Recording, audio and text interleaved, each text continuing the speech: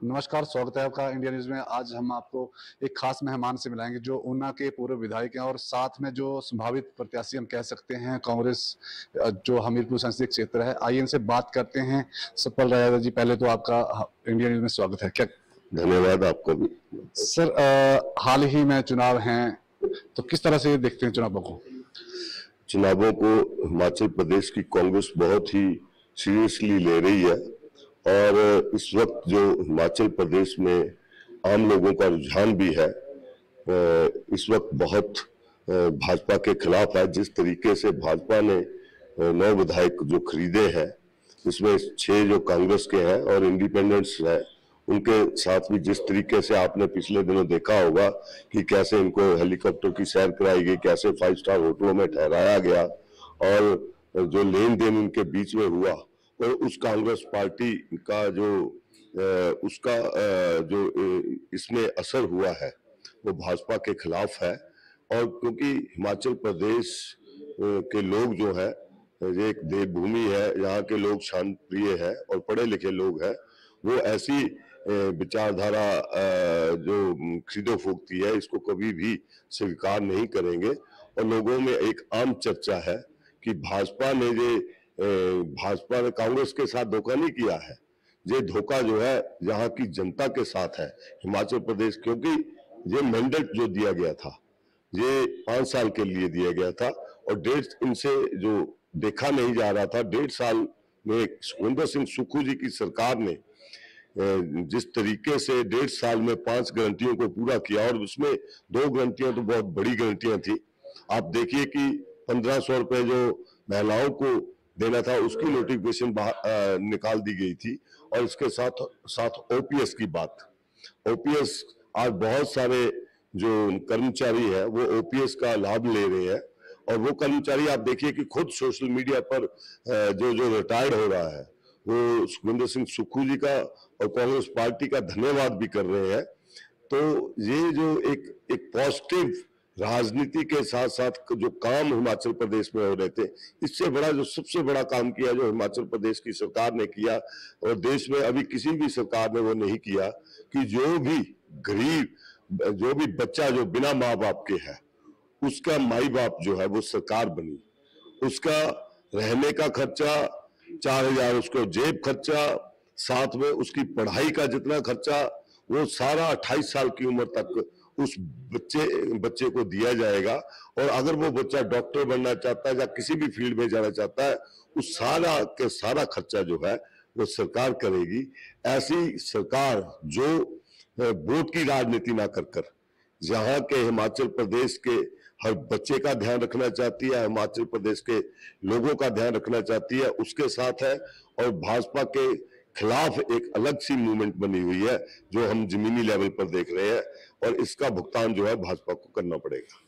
Sir, अगर भाजपा की बात करें, हम भाजपा हो या कोई उनका कार्यकर्ता हो, तो उनका एक ही कहना है कि इस बार हम 400 पार करेंगे। क्या मानते हैं, 400 पार करेगी? भाजपा हमेशा जुमले जो है वो छोड़ते रहते हैं। आपने देखा होगा कि 15 लाख की बात की थी, तो बाद में इनके जो गृह मंत्री है उन्होंने बाद में बोला कि ये जुमले होते हैं जो चुनाव प्रचार के दौरान आमतौर पे बोले जाते हैं। इनके लिए जो एक वचन दिया जाता है स्टेज से इलेक्शंस के दौरान, उन वचनों को ये जुमले बाद में बोलते हैं, ये पूरा नहीं करते हैं, तो इनके लिए जो वो जुमले हो सकते हैं। लेकिन हम अगर वायदा करते हैं हिमाचल की जनता को, जो वो डिलीवर करते हैं, हमने डिलीवर किया है। अब ये 400 पार की जो बात करते हैं, मैं इनको ये बोलना चाहूंगा कि ये 400 पार का जो नारा है इनका, ये भी एक उसी फेरी वाली की तरह हो जाएगा।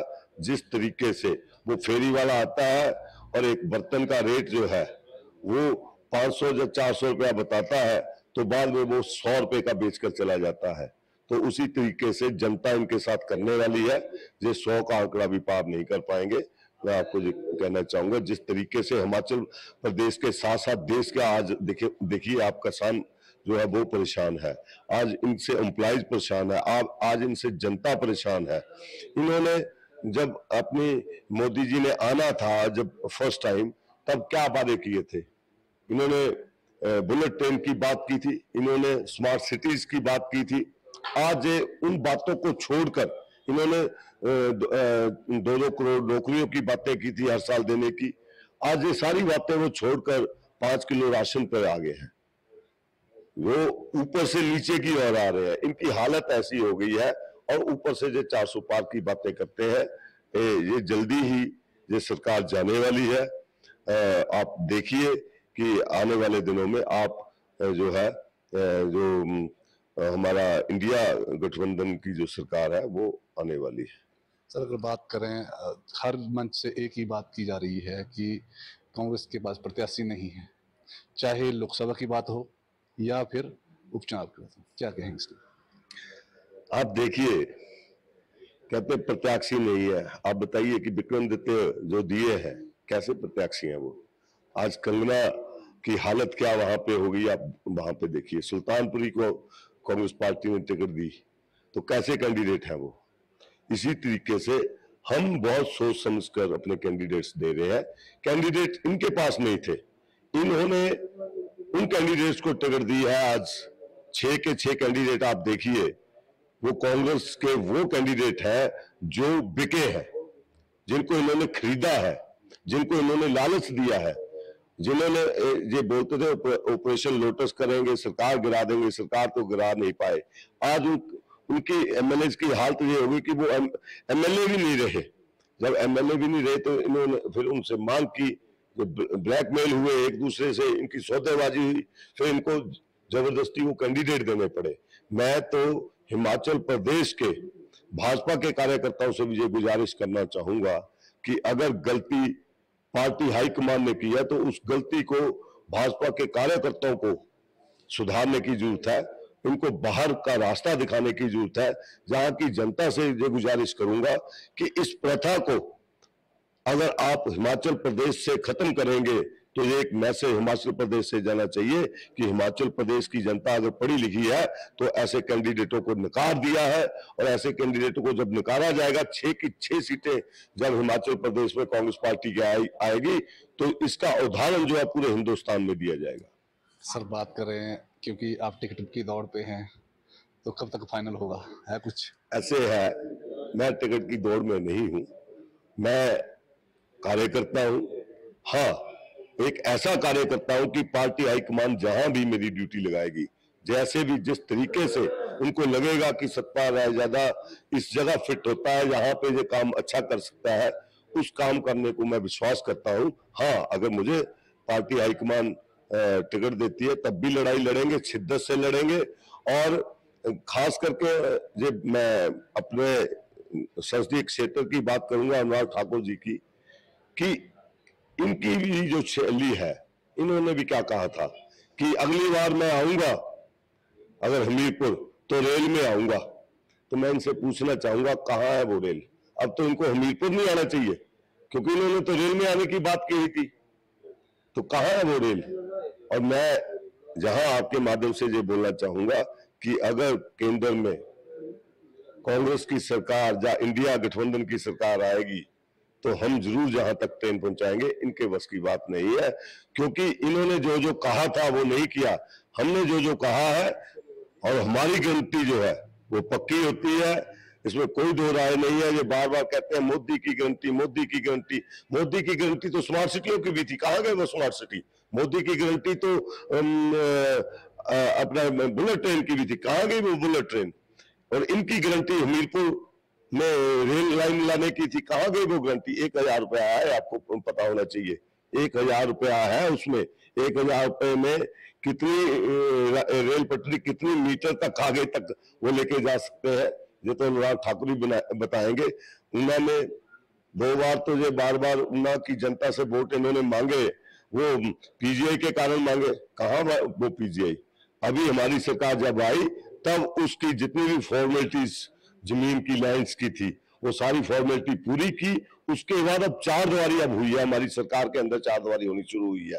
तो अब उसका अब टेंडर्स हुए हैं, इसको भी बनने में अभी 3-4 साल और लगेंगे, क्योंकि अब जो फॉर्मेलिटी 10 साल इन्होंने क्या किया, 10 साल तो यही किया ना कि कोरे आपको भाषण ही दिए ना, लेकिन काम जो है वो कांग्रेस सरकार करती है। हमने काम किया है।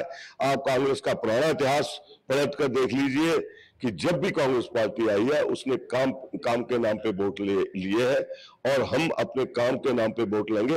हिमाचल में भी 1.5 साल की सरकार में सुखविंदर सिंह सुक्खू जी ने जो काम किए हैं उनके हिसाब से वोट मांगे जाएंगे, उनको आगे रखकर वोट मांगे जाएंगे। हमारा कैंडिडेट हाथ है और हाथ के साथ जहां के जो कैंडिडेट है वो सुखविंदर सिंह सुक्खू जी है, उनके नाम से वोट मांगे जाएंगे। और निश्चित तौर पे हिमाचल की जनता और हमीरपुर संसदीय क्षेत्र की जनता जो है सुखविंदर सिंह सुक्खू जी के साथ है और हम अनुराग ठाकुर जी को इस बार जो है वो हराने वाले हैं और हिमाचल प्रदेश की 4 सीटें जो है वो जीतकर दिखाएंगे, क्योंकि हिमाचल की जनता ये क्रिकेट में है, क्रिकेट में बड़े ऊंचे ओहदे पे रहे हैं अनुराग ठाकुर जी, तो मैं इनकी जो अपनी बात है इनकी ही जुबान में बोलना चाहूंगा। हम छक्का भी मारेंगे, हम चौका भी मारेंगे। सर धन्यवाद आप बात करने के लिए। धन्यवाद। तो ये थे हमारे साथ सतपाल रायदाल जी, जिन्होंने हमारे से विशेष बातचीत की और पूरे जो चुनाव के उसके बारे में चर्चा की। हमीरपुर से इंडिया न्यूज़ के लिए सुमित राठौर की रिपोर्ट।